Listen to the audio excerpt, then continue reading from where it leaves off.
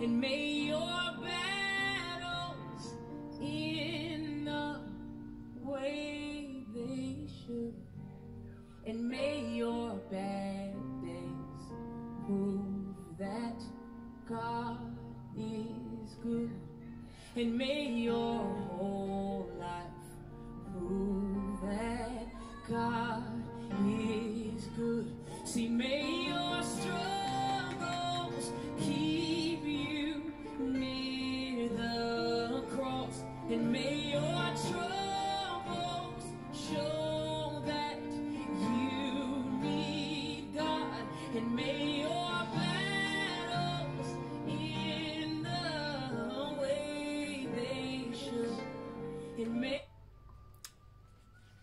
Bien-aimés frères et sœurs, bonjour. Après ce magnifique chant, j'aimerais vous faire le partage d'une lecture tirée d'un ouvrage s'intitulant « Dieu et moi » d'Edouard Heppenstall.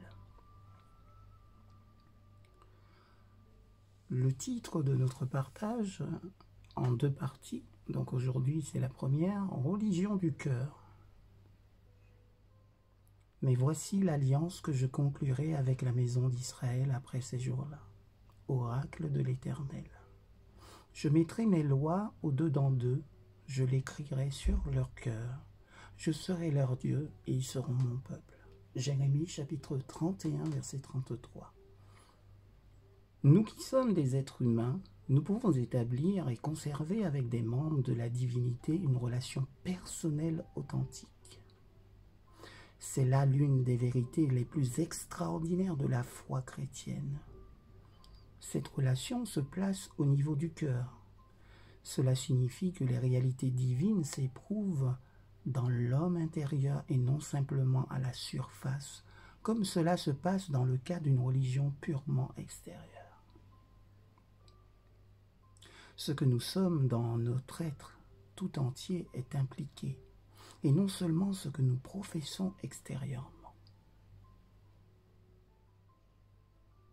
Le chrétien de cœur est une personne qui laisse une impression durable.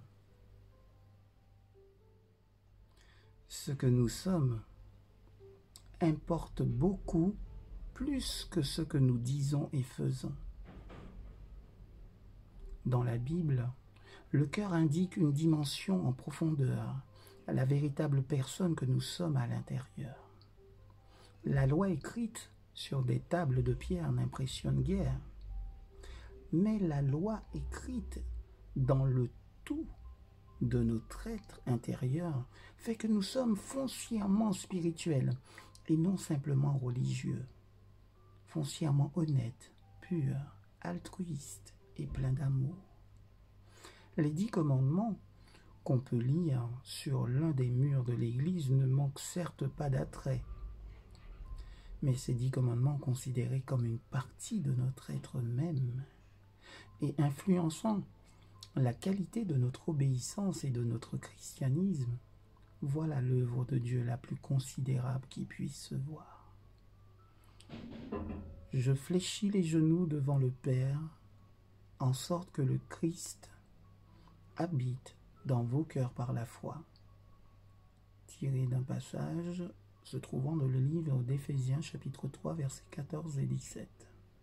Autrement dit, dans la vie intérieure, là où les pensées, les désirs, les motivations naissent, là où les affections ont leur source, nous ne pouvons purifier l'eau d'un puits en reprenant la pompe ou en repeignant la pompe, pardon. Nous ne pouvons habiller les arbres en hiver en y suspendant des feuilles. Ce qu'il faut, c'est un renouveau de la vie à la base.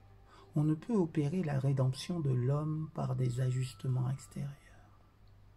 Les plus grandes œuvres du Christ ne sont ni la transformation de l'eau en vin, ni la résurrection de Lazare. Ce sont plutôt Marie-Madeleine recevant un cœur nouveau et rendu pur pour toujours, Zachée le voleur devenu honnête, Pierre le lâche changé en homme courageux, Paul haineux et violent pourvu lui aussi d'un cœur nouveau, plein d'amour pour le Christ. Des gens tout à fait neufs, au dedans comme au dehors. Apprenons à prier pour que le Christ vivant soit réfléchi dans la totalité de notre être. Il ne saurait se contenter de moi. Comment pourrions-nous nous arrêter à mi-chemin? Que l'Éternel bénisse la lecture de sa parole et puissions-nous demeurer bénis durant cette journée. Agréable journée à tous et à toutes.